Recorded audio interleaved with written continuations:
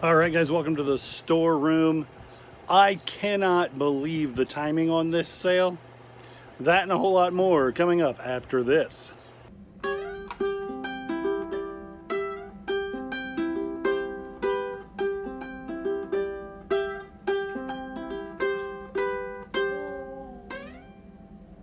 So it's Saturday, and my wife decided that we needed to get up. I don't know what's going on with the lighting. It's weird.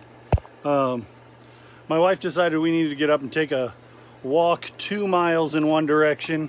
So I thought she loved me. I was wrong. She tried to kill me.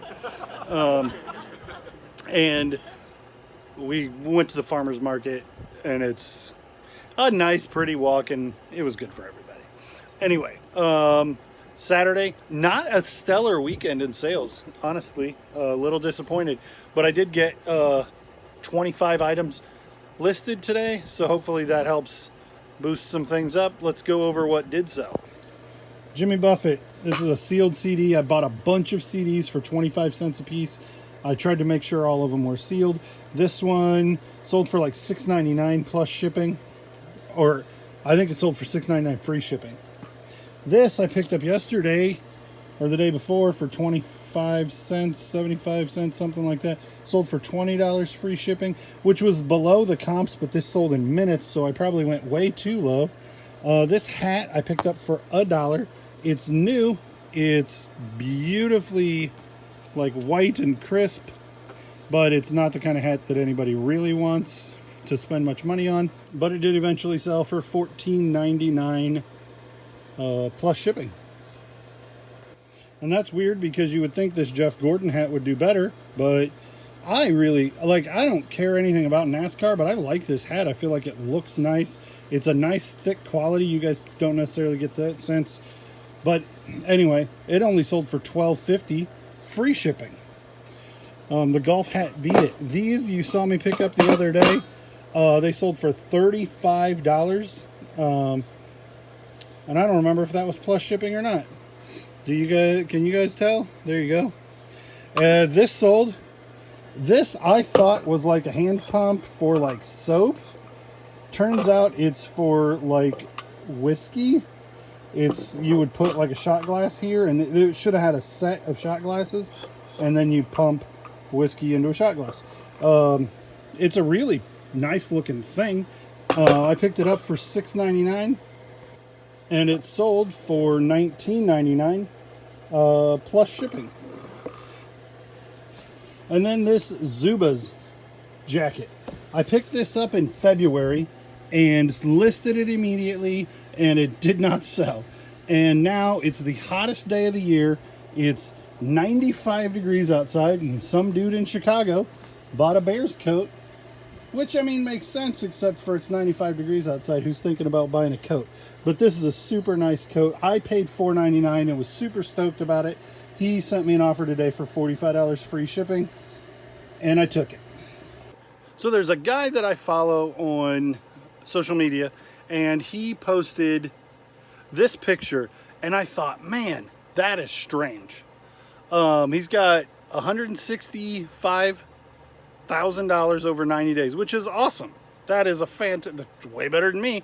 But but if he's listing, if he's selling like I think it's 6,300 items in 90 days, whatever it is, I did the math, and it comes out to be like $26 an item on average. So his sales average says that his average item in his store is worth $26. If we apply that to what he has left in his store, that's $500,000 in inventory. That is why sell-through rate matters. Because if you're sitting on $500,000 worth of stuff that isn't selling, you're not doing yourself any good.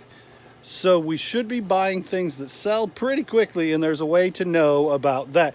Sell-through rate, what you generally do is you look at the number of listed items and the number of sold items in the last 90 days. And you'll find that if there's more, and it's reasonably rare, that there will be more items sold than are listed. But let's say like a pair of Levi's 560s, which you guys hear me say from time to time, those are right at 100%. Normally there's the same number sold in 90 days as there are listed. So if you put yours somewhere in the middle, chances are almost guaranteed they're going to sell within the next 3 months. But if you're buying things that there are 5,000 shirts listed and there's only 25 sold, but they're all sold for $50 and I can get this one for $1. Yeah, but you're probably going to have to sit on it for 6 years to get it to sell, because it's just not something that's selling, and turning inventory over quickly isn't the whole thing. But I don't understand how a person justifies having $500,000 in inventory. I feel like maybe I needed to explain just a little bit more about what I'm talking about. His sell-through rate at 6,000 pieces and 19,000 listed is around 30%. And if he is making what most people are making, like 1/3 of his gross is his net bring home, then he's got to be making about $200,000 a year, which is totally respectable. But it would take him 3 years to make what he has in inventory. I don't understand. I just don't understand holding on to that kind of inventory. And it's part of the reason that I make a priority out of trying to have a higher sell-through rate. My store is a little down, but has been 100% for 8 or 9 months. But I've been kind of building my listings up. And I think that was part of the reason that this guy posted this, was saying he'd really built his listings up recently. But to have 19,000 listings when you only have 6,000 sells, and to have $500,000 in inventory, where I don't know, it is what it is. I guess to each their own. It made me think that seemed out of balance, and made me think about my own sell-through rate on the items that I'm selling in my store. So the lesson anyway is sell-through rate matters. If you're listing things and they're not selling, you're not making money. So look at sell-through rates and don't just keep listing things that aren't going to sell. So it is just too hot in the storeroom to work. So I set up a table outside and I've got this project. You guys saw me pick up these boots. I was pretty excited about them yesterday. They are in rough shape. One of them has the correct shoelace and the other one does not. I don't know exactly what I'm going to do about that yet, but I think we can make these look better, even if we can't bring them back, all the way. So we're going to start with this Angelus. That is a product that I learned from this guy, Thrift Life. He focuses really heavy on sell-through rates on clothing exclusively, and now he's getting into some books, but that doesn't matter. Check his channel out. It will do you good, and if you do and you like it, let him know that I sent you, and maybe he'll give me a shout out and his viewers will come watch my videos too. So we're going to start with this. You guys have seen me use it before. I'm going to just and I'm not going to show you every step because I'm using my phone. So I'm just going to put it on this rag and wipe these boots down. Here's your before. Okay, so this is my attempt to be the after shot. I'm not sure it's a lot better. Let's look at the before again. I'll tell you what it did work wonders on was this one had that same green scuff. Like maybe the guy was mowing and used his shoe to take off the other one, but I don't know how it would have then gotten onto both. Anyway, that green discoloration was prevalent on this one too. So hopefully it'll straighten that out. And I'm going to work on this one while that one dries. So these are just super dirty and gross. And I don't know that there's a lot that can be done about it. But just because, like, these are giant bites in the leather, that isn't going to scare a lot of buyers off. These are work boots. And some people like their stuff to look beat up. They'll sell like that for sure. I'm going to try this product I've never used before, conditioning oil. It's recommended to me by my friend Kayla at the Homeschooling Picker. She has used a bunch, and this Johnson Kiwi stuff is cheap, and she says it works just as well as the more expensive alternatives. So go check her channel out, tell her I sent you, and let's see how this stuff works. All right, so here's the before. I've never used this, I have no idea. Here's the before the conditioning oil. Let's see what happens.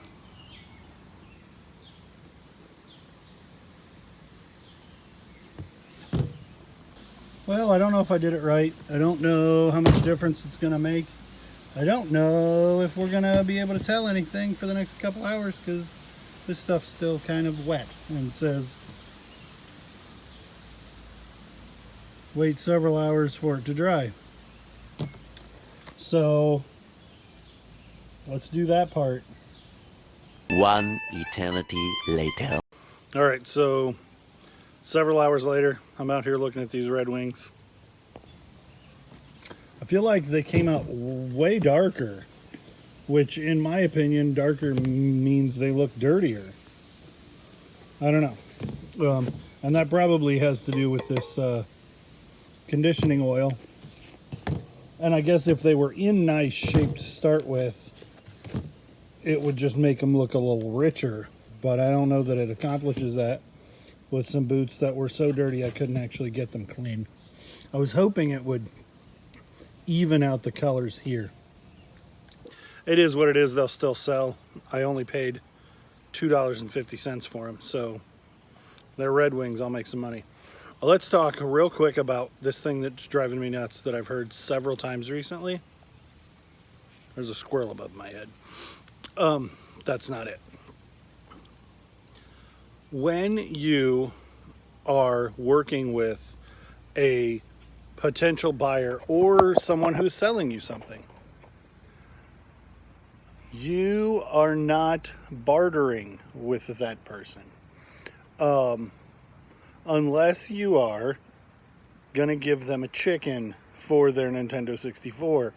Bartering is the exchange of goods and or services for other goods and or services. Commodities exchange is what bartering is. Negotiation, haggling, dickering are the things that you call coming to an agreed upon price that is lower than the original asking price. Generally negotiation. Bartering is not that. So please stop saying it.